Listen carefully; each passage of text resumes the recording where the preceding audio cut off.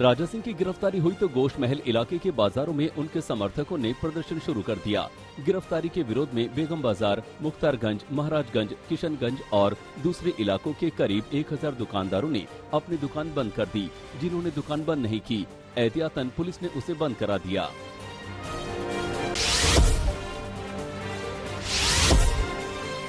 Haryana BJP की नेता और टिकटॉक स्टार सोनाली फोगाट की मौत से जुड़े मामले में गोवा पुलिस ने हत्या का केस दर्ज किया है। सोनाली के भाई रिंकू ढाका की शिकायत पर सोनाली के पीए सुधीर सांगवान और उसके साथी सुखविंदर के खिलाफ मर्डर का केस दर्ज किया गया। पोस्टमार्टम रिपोर्ट में सोनाली के शरीर पर चोट के कई निशान मिले। उसमें दावा हुआ है कि सोनाली के शरीर पर चोट के कई निशान हैं। किसी नुकीली चीज के निशान बताए जा रहे हैं।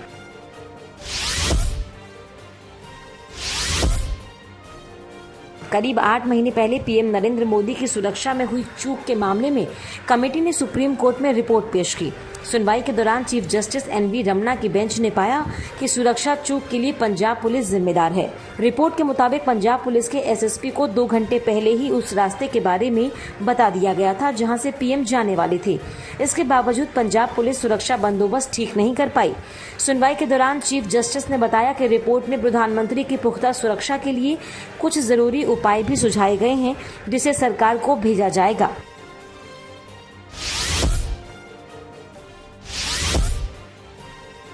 जम्मू कश्मीर में बारामूला के उरी सेक्टर में बॉर्डर पार कर रहे 3 आतंकी मारे गए। घुसपैठियों के पास से भारी मात्रा में हथियार और गोला बारूद बरामद हुए। एलओसी के पास सेना के जवानों ने संदिग्ध गतिविधि देखी, जिसके बाद यह एक्शन लिया गया। आतंकियों की तरफ से भी फायरिंग की गई। उधर बांदीपोरा पुलिस ने 26 असम राइफल्स के साथ एक ज्वाइंट ऑपरेशन में लश्कर के 2 आतंकवादियों को गिरफ्तार किया है।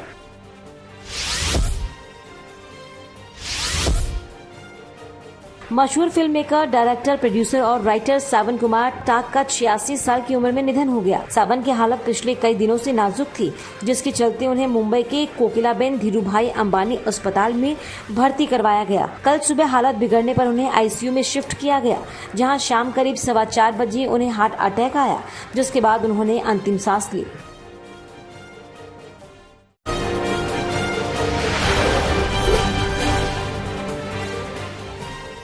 झारखंड के मुख्यमंत्री हेमंत सोरेन के खिलाफ चुनाव आयोग की सिफारिश पर आज राज्यपाल फैसला ले सकते हैं। लाभ के पद के मामले में झारखंड के मुख्यमंत्री हेमंत सोरेन पर चुनाव आयोग ने राय राजभवन भेजी थी। हालांकि इस बीच सीएम आवास पर खलबली तेज हो गई। विधायकों के साथ आगे की रणनीति पर मंथन शुरू हुआ। वहीं भारी संख्या में हेमंत सोरेन के समर्थक भी आवास पहुंचे, जहां जमकर ढोल नगाड़ों के बीच नारेबाजी की गई।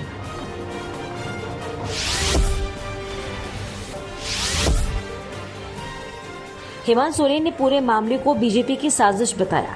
वहीं ट्वीट कर तंज किया कि संवैधानिक संस्थानों को तो खरीद लोगे, लेकिन जन समर्थन कैसे खरीद पाओगे। खनन मामले के बीच बीजेपी लगातार सोरेन सरकार पर निशाना साध रही है, जिससे चुनाव आयोग से हेमंत सोरेन की सदस्यता रद्द करने की मांग की थी।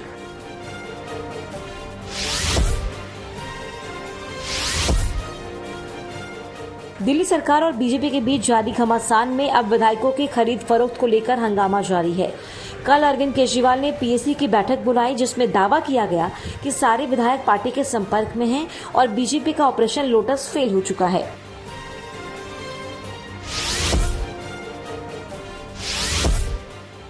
पिछले कुछ दिन से हमारे एमएलए के पीछे पड़े हैं। हमारे एमएलए को एक एमएलए को 20-20 करोड़ रुपए का ऑफर दिया जा रहा है। 20-20 करोड़ रुपए का, कि आप 20 करोड़ रुपए ले लो और आप केजरीवाल जी की सरकार तोड़ दो, केजरीवाल जी को छोड़ दो, आम आदमी पार्टी को छोड़ दो और हमारे साथ आ जाओ।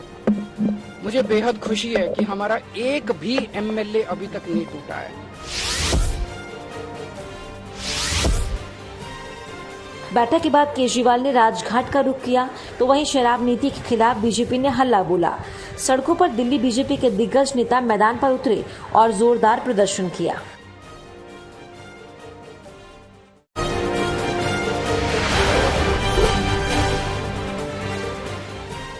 राजस्थान के 12 जिले में बाढ़ में फंसे 1700 से अधिक लोगों को सेना और एनडीआरएफ की टीम ने रेस्क्यू किया है। 12 जिले में काली सिंध नदी में आए उफान से हर जगह अफरा तफरी मच गई, जिसके चलते गांव में कई कच्चे मकान पानी में समा गए। हालांकि जिला प्रशासन की टीमें उन जगहों पर पहुंच रही हैं जहां हालात अभी भी बिगड़े हुए हैं।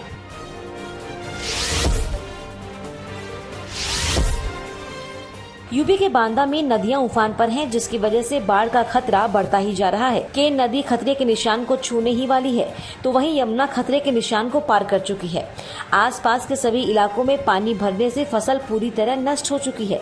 इसके चलते स्थानीय ग्रामीणों को अपना घर छोड़ ऊपरी इलाकों की ओर जाना पड़ रहा है।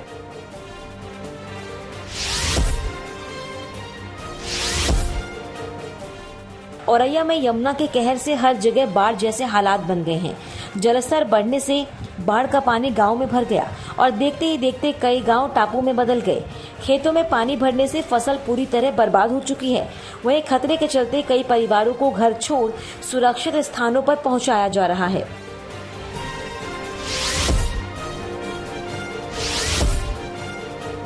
एमपी के विदिशा में बेतवा नदी भी उफान पर है। 3 दिन पहले हुई बारिश और बाढ़ के पानी में घर दुकान अभी तक जलमग्न है, लेकिन रामलीला क्षेत्र में जब जलस्तर कम हुआ तो तबाही का मंजर देखने को मिला। एक मंजिल डूबी दुकानों से जब पानी कम हुआ तब सारा सामान बर्बाद हो चुका था। हालांकि जिला प्रशासन के द्वारा बाढ़ में बर्बाद दुकानों के सामान का सर्वे का काम शुरू हो चुका है।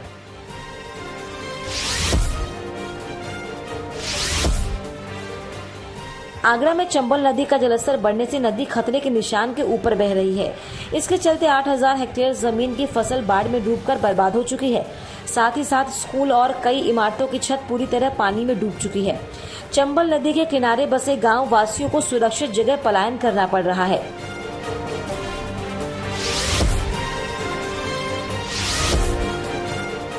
प्रयागराज में बाढ़ ने तबाही मचा रखी है। निचले इलाकों में बने शहरी इलाकों के घरों में पहली मंजिल तक पानी भरने की वजह से लोग छतों में खड़े मदद का इंतजार कर रहे हैं। सरकार की तरफ से 12 बाढ़ राहत कैंप लोगों के लिए बनाए गए और एनडीआरएफ की टीम रेस्क्यू के लिए भी तैनात की गई।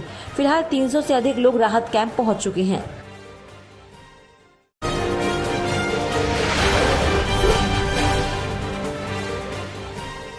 महाराष्ट्र के नांदेड़ में घोरपड़ के निजी अंग बेचने वाले गिरोह को गिरफ्तार किया गया है। सूचना मिलते ही वन विभाग की टीम ने एक व्यक्ति को रंगे हाथ पकड़ लिया।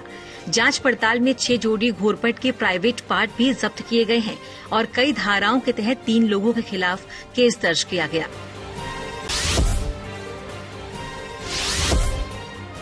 बिहार के लखीसराय जिले में अवैध शराब निर्माण, बिक्री और पीने के खिलाफ पुलिस ने 51 लोगों को गिरफ्तार कर लिया। पुलिस की इस स्पेशल ड्राइव से पूरे जिले में हड़कंप मच गया। गिरफ्तार लोगों में 42 शराब पीने वाले और 9 शराब बेचने वाले शामिल हैं। साथ ही 20 लीटर अवैध देसी शराब और ताड़ी भी बरामद की गई।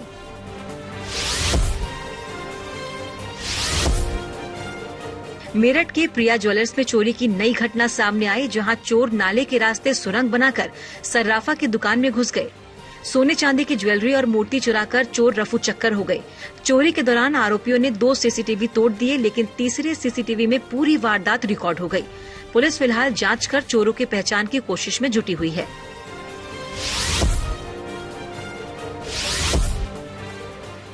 राष्ट्रपति की बेटी की फेक ट्विटर आईडी बनाकर लोगों को धमकाने वाला शातिर गिरफ्तार हो गया है। कुछ दिन पहले ग्रेटर नोएडा के थाने में एक युवक ने शिकायत दर्ज कराकर घटना की जानकारी दी थी।